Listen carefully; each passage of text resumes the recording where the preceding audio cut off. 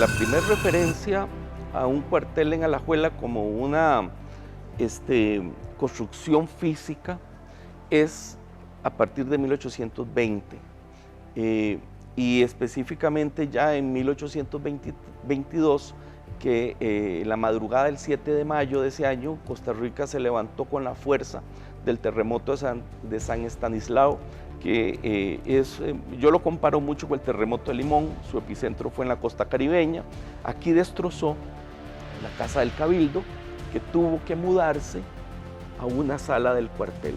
Ese cuartel se ha aceptado generalmente que estuvo ubicado en lo que hoy es la esquina noreste del mercado municipal de Alajuela. Ahí estuvo a partir posiblemente de principios de la década de 1820 o mediados de la década del 10 del siglo XIX, porque no hay ninguna referencia. En 1813 se le dio la forma de cuadriculado a la ciudad y sin embargo en las actas municipales hay referencia a la cárcel pública, pero no hay ninguna referencia a un cuartel militar. Posiblemente en ese cuartel haya sido donde don José Ángel Soto repelió el ataque de los monárquicos. En ese cuartel Juan Santamaría llevó a cabo sus clases de música y sus participaciones en los entrenamientos, etc. También en ese cuartel Gregorio José Ramírez estuvo al mando, Marcos Ruiz estuvo ahí al mando de ese cuartel y ya en 1860 es cuartel y cárcel. Ese es el primer cuartel. Posteriormente, en 1873, ya en época de guardia, se empezó a darle contenido económico al presupuesto de Guerra y Marina para la construcción de un nuevo cuartel en Alajuela. El cuartel viejo que se conocía en ese entonces era un edificio ya bastante deteriorado y aquí, en esta media manzana, era propiedad municipal. En 1875 se llevó a cabo una enajenación, se llevó a cabo un intercambio de propiedades. El gobierno cedió a la Municipalidad de Alajuela la esquina del antiguo cuartel y la Municipalidad de Alajuela, que en ese entonces era dueña ya de la media manzana, que se compone de dos propiedades, que ahora vamos a tocar el tema, se lo cedió al gobierno nacional para construir el cuartel. El terreno, el cuarto de manzana donde se construyó el cuartel, fue propiedad de don Rafael Barroeta. Habíamos mencionado que don Antonio Figueroa vivía ahí, él era el dueño. En la década del 20 del siglo XIX, Antonio Figueroa y su familia regresaron a Cartago. Se lo vendieron a don Rafael Barroeta Castillo, padre de Rafael Barroeta Vaca. Ya para 1875, Rafael Barroeta Vaca posiblemente haya sido dueño por herencia de ese terreno, era casado con una tía del general Tomás Guardia y muy posiblemente facilitó que don Rafael donara ese cuarto de manzana a la municipalidad, que ya era propietaria de este otro cuarto de manzana, que es ni más ni menos la donación que don Rosario Carrillo y doña María Fernández llevaron a cabo en septiembre de 1822. Entonces se traspasó la media manzana al gobierno en ese año y a partir de 1875 empezó la construcción, que finalizó en 1879. Primero yo creo que hay que desmitificar ese concepto de los solares de don Rosario Carrillo. En el testamento, en el último testamento que él hizo en vida, 2 semanas antes de fallecer, es un documento extraordinariamente detallado de quién recibió donaciones de terrenos de ellos, dónde estaban ubicados los terrenos que ellos tenían y a quién iban dedicados como herencia. Ellos llevaron a cabo la donación de 5 solares para el nuevo Camposanto de Alajuela, que es el que actualmente está en servicio. Es un cementerio de más de 200 años, así que la donación es específicamente este solar, este cuarto de manzana, con un destino también muy específico: construir el Oratorio San Miguel y construir la Casa de San Miguel, que iba a ser la primera escuela de Alajuela. Entonces se destinó energía, recursos y tiempo y mano de obra a construir el Oratorio San Miguel para que funcionara como parroquia interina mientras se construía el segundo templo de Alajuela. Por eso fue el interés y la energía que se puso. Aquí se construyó el Oratorio San Miguel, que posteriormente fue destruido por el terremoto de San Antolín de septiembre de 1842. El oratorio sobrevivió 20 años, entre 1823, ya para noviembre de 1823 estaba terminado, y cayó muy dañado. Para sacar los materiales y trasladarlos a la Agonía, se abrió un callejón que todavía se mantiene. Ese callejón lleva el nombre de la calle San Miguel. Y fue la prueba de que ya había consenso del dueño de esa propiedad, donde hoy está el edificio del cuartel, de abrirlo al uso público. Entonces ese callejón se mantiene ahí y hay registro documental desde 1844 que ya se identifica como la calle San Miguel. Esto quedó posiblemente como tierra inculta. No hay evidencia, no he logrado encontrar documentación de a qué se dedicó entre 1842 y 1875 esto. El general Guardia se caracterizó, como dice el historiador don Marcos Cabrera Geseric, su alajuelato, se caracterizó por traer ingenieros, arquitectos extranjeros, especialmente europeos. Aquí vino un personaje que debió haber sido suizo-italiano, italiano-suizo, Gustavo Casalini, que es el que se considera quien diseñó el primer plano, el primer boceto del cuartel. Sin embargo, el que terminó la obra es otro arquitecto costarricense, que ya para 1879 se estaba licitando la madera para los marcos de las puertas, las ventanas, que eso ya quiere decir que estaba en las últimas etapas de construcción del cuartel. Sobrevive con algunos daños por terremotos hasta 1932, que el gobierno de don Cleto González Víquez licita unas obras de gran envergadura que prácticamente hacen que por etapas se demuelan las partes del cuartel antiguo y se reconstruyan. El proceso que dura aproximadamente 8 años. En el gobierno de don León Cortés propuso la construcción del fortín que da al pasaje que lleva su nombre actualmente, y es inaugurado en el primer año del gobierno de Calderón Guardia, en abril de 1940, 8 años antes de la abolición del ejército. Yo creo que este cuartel, el cuartel Bellavista y el cuartel de Liberia, son las últimas 3 instalaciones militares antes de la abolición del ejército.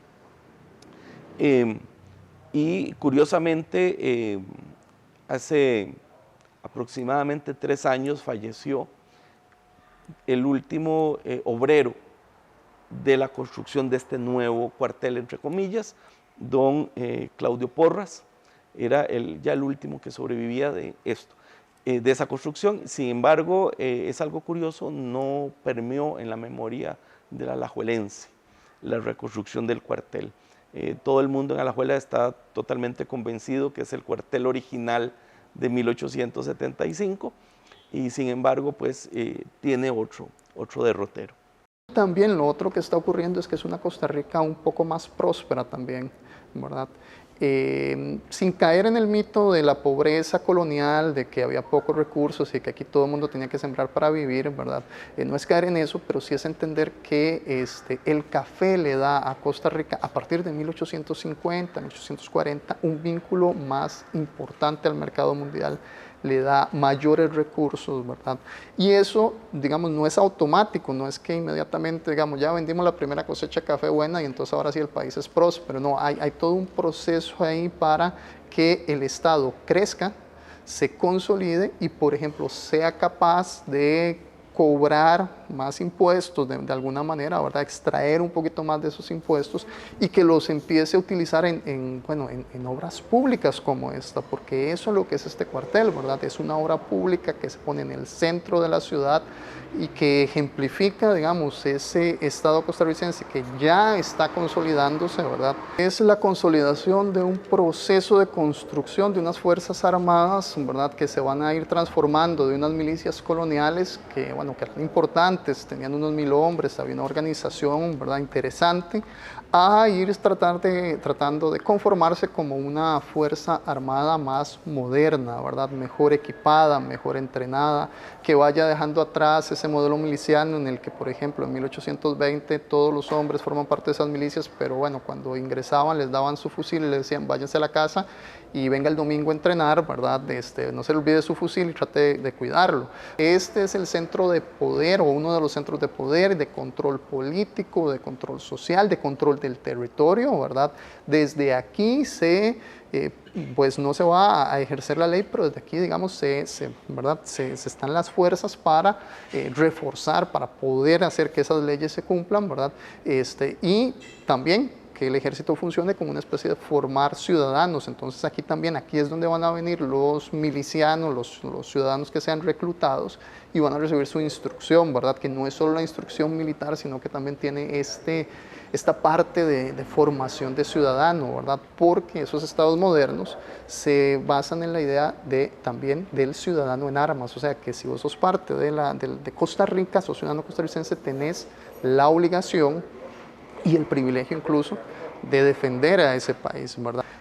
Una cosa importante es que todos los soldados al momento de entrar al servicio tenían que regirse por un documento que se llamaban ordenanzas. Entonces, estas ordenanzas que evaluamos eran de 1780. En la época de Guardia, él cuando llega al poder, una de las cosas que hace es modernizar ese ejército y dice, ordena que estas ordenanzas pues, se hagan de nuevo, ¿verdad? Que se reformen. Y estas ordenanzas te dicen cómo era la vida cotidiana. Entonces, normalmente un soldado se levantaba a las 5 de la mañana con el toque de Diana, ¿verdad? Ahí empezaban a pasar lista para ver si ninguno se había escapado, ¿verdad? Recordemos que la deserción pues era común, ¿verdad? Y particularmente cuando tenés un ejército que es todavía en parte miliciano, es decir, que había personas aquí que los traían de los pueblos, de los alrededores, ¿verdad? Porque les tocaba hacer su servicio militar, que normalmente eran unos 3, 6 meses, ¿verdad? Y tal vez no querían estar aquí o tal vez sentían, digamos, que los oficiales o alguno de sus superiores había sido injusto, entonces se escapaban y había que irlos a buscar y todo lo demás. Entonces lo primero era pasar lista. Una vez que se pasaba lista, ¿verdad? Y se rendían honores a la bandera, entonces ahí se asignaban las tareas del día. Hay libros también, son muy interesantes, aunque no he podido localizarlos todos, pero en el Archivo Nacional hay algunos de esos libros de órdenes diarios. Entonces el comandante del cuartel pone por escrito, le dije al capitán de la compañía X, ¿verdad?, que tomara a 3 soldados y fuera a guardar la casa de tal político, de tal persona importante. Que si tenían que los demás tenían, digamos, servicio de guarnición, que era quedarse en el cuartel o en los alrededores de la ciudad, ¿verdad?, patrullando, viendo qué pasaba, o que había que trasladar a algún preso, entonces le tocaba ir a algún preso, a llevar a algún preso a algún lugar, ¿verdad?, siendo el responsable, ¿verdad? Hay varias historias de que, bueno, de que llevan al preso, ¿verdad?, 2 soldados y de repente el preso se les suelta, los garrotea y se les escapa, ¿verdad? Y los dos o 3 soldados tienen que devolverse, ¿verdad? Y son castigados, ¿verdad? Porque usted era el responsable. Y luego a las 5 de la tarde, 5 o 6 de la tarde igual, ¿verdad? Otra vez, ¿verdad? Y ya hay toda unos pasos a seguir para cerrar las puertas del cuartel a cierta hora, ¿verdad? Que todos los que tengan que estar, ¿verdad? Porque, bueno, si a vos te tocó ir a, no sé, a Punta Arenas a dejar a un preso que lo iban a llevar a San Lucas, pues obviamente no podías volver ese día. Pero ver que estaban los que estuvieran que estar, ¿verdad? Pero sí, esa era básicamente la vida cotidiana. Había algunas quejas, por ejemplo, en periódicos, hay algunas quejas acerca del ruido que significa esta vida cotidiana del soldado. ¿Por qué? Porque bueno, a las 5 de la mañana están tocando Diana, imagínate ser el vecino del cuartel, ¿verdad? Que bueno, la gente tal vez no se levantaba un poquito más temprano antes, pero entonces era que a las 5 de la mañana el toque de Diana, que a la tal hora el otro toque, ¿verdad? Y entonces era como esta cuestión de quejas de que hay mucho ruido, de quejas de que los soldados no hacen gran cosa, de quejas de que solo saben marchar, ¿verdad? Y que todo muy bonito, pero que no hacen nada más que eso. Pero sí, básicamente esa era la vida cotidiana y por supuesto, pues también para algunos de ellos algo de instrucción básica en marcha, tal vez por eso lo del ruido, porque todas las órdenes en esa época en el campo de batalla se dan con toques de corneta o de tambor. Y de hecho si ves por eso el patio central, ¿verdad? Eso les sirve a los oficiales para entrenar a los soldados dentro del cuartel, ¿verdad? Tal vez no hacerlo en la plaza por todo el riesgo que esto implica, tal vez si están usando armas o que se les escapen, como te decía. Pero entonces por eso la estructura es un patio central, ¿verdad? Que me imagino que en su momento, que esto habrá sufrido alguna modificación con el paso del tiempo, me imagino que en su momento era más plano, más preparado para que los soldados formaran aquí, se les pasara lista, se les diera sus instrucciones, ¿verdad? Se les dieran las instrucciones del día y también que entrenaran. Mucho barraca, seguramente, digamos, oficinas para los oficiales, es probablemente los oficiales que estaban en el servicio dentro del cuartel tenían sus habitaciones propias. El ascenso social era posible, hay algunos casos. A lo largo del siglo XIX, digamos, uno encuentra personas que empiezan como soldados en 1812 y llegan a ser capitanes, oficiales, ¿verdad? Encargados de cuartel. Hay cierto ascenso social, pero no es una forma como automática, o sea, no es como el camino más fácil para conseguir el ascenso social. El servicio militar normalmente no es querido, o sea, no es algo, o sea, es lo que decías, es que tirada me llamaron a servicio, ¿verdad? Ahora, la ventaja es que en principio es un servicio como miliciano, es decir, vas a servir como soldado miliciano durante un periodo de tiempo, 3, 4, 5 años, pero no es que vas a estar todo ese tiempo en el cuartel. En el mejor de los casos, eso solo significaba que tenías que llegar a entrenar un domingo al mes, normalmente después de misa, ¿verdad? Y que tenías que estar disponible en caso de que hubiera algún conflicto, ¿verdad? Lo que temían muchísimo era ser enviados lejos de su población. Es decir, si de repente había que enviar una tropa a Matina, la gente del Valle Central, de las poblaciones del Valle Central, odiaban eso y le temían mucho porque cuando pasaban a Matina, cuando bajaban de las montañas, ¿verdad? Para ponernos claro, cuando pasaban a las planicies del Caribe, se enfermaban de fiebre amarilla. Por ejemplo, hay un episodio de 1850, poquito después de la llegada al poder de Mora, hay un intento de golpe de Estado por el general Quirós. Y lo interesante es que, bueno, en todos hay actas de los procesos posteriores. Este intento fracasó, ¿verdad?, la misma noche, pero lo interesante es ver cómo los soldados que son capturados apoyando a Quirós, bueno, les preguntan, pero ¿usted por qué? ¿Verdad? O sea, ¿usted qué lo lleva a participar en esto? ¿Por qué se levanta contra el gobierno? Y los soldados dicen que es que el general Quirós y su familia, que también todos eran militares ahí en San José, ¿verdad?, todos tenían puestos básicamente, les dicen es que el gobierno está planeando venderlos al general Flores, que estaba en Costa Rica, que es un héroe de la independencia ecuatoriana y de la independencia de Sudamérica. El señor estaba aquí. El gobierno se los va a vender a Flores para que él se los lleve a pelear a Ecuador para que él retome el poder en Ecuador. Entonces, y no hay mucho ascenso social para la mayoría de los soldados, es muy complicado, ¿verdad? No hay como esos espacios. En buena parte también porque si ves la historia de Costa Rica hay muchos movimientos, hay muchos intentos de golpe de Estado, hay muchas veces en que se toman las armas, pero la mayoría de esos conflictos son conflictos muy cortos, no llevan a guerras de larga duración, no llevan a un conflicto largo. Entonces, habría que pensar si eso tiene que ver con eso de que no hay posibilidad de ascenso social, porque si no hay guerra, el ejército, ¿verdad?, no tiene el espacio para convertirse en una fuerza por sí misma, ¿verdad? Entonces, hay conflictos, sí. Los miembros de la oficialidad son todos de la élite, ¿verdad? Por ejemplo, aquí en Alajuela, siempre el comandante de las armas era un soto o era básicamente un soto Alfaro, básicamente. Se empezaban tal vez como soldados, pero muy rápido iban para cabos y muy rápido sargento, o entraban directamente como capitán. Era escoger a los oficiales en las comunidades y asegurándose de escoger a la persona importante en la comunidad. Es decir, en Alajuela vamos a escoger un soto. ¿Por qué? Porque los sotos son importantes en Alajuela, es una familia con conexiones, ¿verdad? Legitima así el poder que tiene en la comunidad, ¿verdad? Esta persona, esta familia, y lo convierte en un intermediario del Estado porque le da funciones. Entonces, ¿como cuáles? Bueno, este señor va a tener funciones de reclutamiento junto con la municipalidad y va a decidir quién va y quién no va al servicio militar. Va a interpretar un poquito la ley de reclutamiento. ¿Qué decía esa ley? Básicamente, que todos los hombres mayores de 15 años y menores de 40 tenían que servir en el ejército. Sin embargo, había excepciones. ¿Como cuáles? Bueno, si está estudiando el joven, no va al ejército, ¿verdad? ¿Quién estudia en 1800? Muy poca gente. Alajuela, digamos, como en la historia militar, empieza... digamos en 1821, como la mayoría de las ciudades, los centros de población en el Valle Central, empieza constituyendo sus propias fuerzas milicianas, ¿verdad? Un poquito rompiendo con esa organización de milicias disciplinadas. Alajuela tenía la suerte de que se le había reconocido un cabildo en 1812, ¿verdad? Ya tenía como un poquito de su historia, y entonces Alajuela, Heredia, Cartago, San José, Ujarrás, básicamente donde hubiera, digamos, un poblado grande, asumen su soberanía. Ellos discuten al interior primero, ¿verdad? O sea, ya cortamos con el rey y estamos básicamente a la libre. Nosotros podemos hacer o deshacer. No tenemos que hacerle necesariamente caso a Cartago. Entonces, parte de eso es reconstruyamos nuestra fuerza militar. Entonces crean o restituyen, ¿verdad? Constituyen una milicia activa, ¿verdad? En Alajuela, que por lo que recuerdo tenía unos 200, 300 hombres, ¿verdad? Un par de compañías es lo que tenía en ese momento. Alajuela va a ser importante porque la principal amenaza que tiene Costa Rica en el siglo XIX, en la primera mitad del siglo XIX, ¿verdad?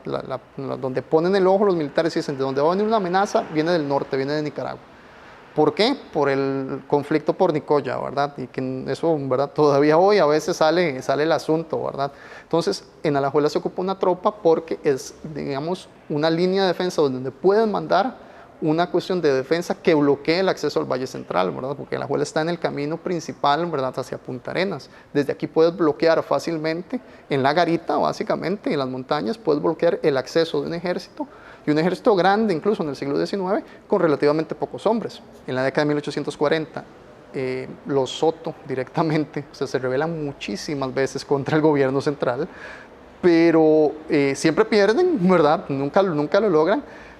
Nunca quitan al comandante, Ángel Soto nunca lo quitan, nunca pierde su puesto, ¿verdad? Yo me imagino que él le decía siempre a las autoridades de San José, mire, fue mi primo, no, yo no quería, fueron ellos, pero él nunca pierde el puesto, pero sí pierde la tropa. La explicación tradicional es que el ejército pierde hacia el interior, hacia la función de control del territorio al interior y de movimientos que pueden ser considerados peligrosos, va perdiendo esa función ante nuevas organizaciones más de tipo policial, más ante la aparición de pues ya policía un poquito más moderna, y entonces que eso como que ahí lo va perdiendo, y que en la cuestión internacional de defensa de la soberanía, pues ahí no es tan importante debido a la aparición de los Estados Unidos como potencia a principios del siglo XX, y que es una potencia que pues es el árbitro de los conflictos en Centroamérica, ¿verdad? Lo sienta a la mesa a negociar, no le sirve la inestabilidad, tampoco les sirven las intervenciones. Se han dado cuenta con lo que les pasó en Nicaragua, pero también lo que les pasó en Cuba, en Haití, en República Dominicana,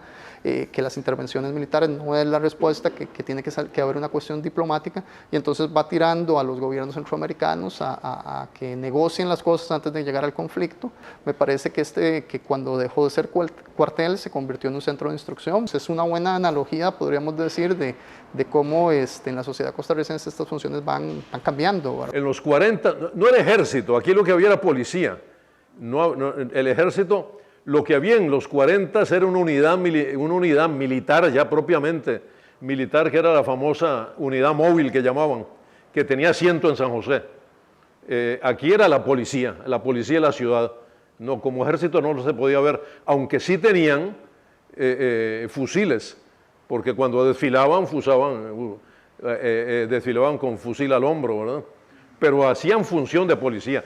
Incluso algunos, yo recuerdo dentro de esas cosas nuestras que a veces rayan en lo ridículo, que los dos ayudantes de campo del coronel Agüero eran un hombre gordo, muy gordo, que le decían medio mundo, ¿verdad? Que andaba siempre con el coronel. Y el otro ayudante era Vinagreta, que era un hombre chiquitico y flaco. Esos eran los ayudantes del coronel, que era una cosa ridícula, ¿verdad? Es decir, cuando el coronel venía de la casa, ¿verdad? Él un hombre grandote, rubicundo, ¿verdad? Imponente él, y acompañado por ese par de personajes, ¿verdad? Que eran sus ayudantes, Medio Mundo y Vinagreta. Y él tenía varias hijas, todas muy guapas, ¿verdad? Entonces él era más famoso por las hijas que por ¿verdad? Él tenía unas hijas muy guapas, sí, unas muchachas muy hermosas. Viniendo yo de la escuela, Ascensión Esquivel, donde todos los días iba, pasando aquí por el parque, lo que hacía todos los días, yo pasé por esta acera, la acera del parque, que daba aquí frente al cuartel, y salió el coronel, había una gente sentada ahí en un pollo, y salió el coronel muy sonriente en el momento que yo pasaba, yo recuerdo eso, muy sonriente, y desde media calle dijo: supieron la gran noticia, murió León Cortés. Se había muerto don León, que era el líder opositor, digamos, ¿verdad? Entonces el coronel estaba muy contento. Es una cosa de esa se dio, que yo llegué con la noticia a la casa mía, y aquello fue una cosa terrible, porque don León era muy querido por la gente de la oposición, la gente más conservadora. En el 48 yo recuerdo que pusieron en las alamedas estas, pusieron unas, en las almenas, no alamedas, pusieron unas ametralladoras por si había ataques aéreos. Yo no sé dónde diablos iban a salir aviones, pero bueno, unas ametralladoras viendo para arriba, ¿no? Es decir, eso era entre las cosas que se dieron.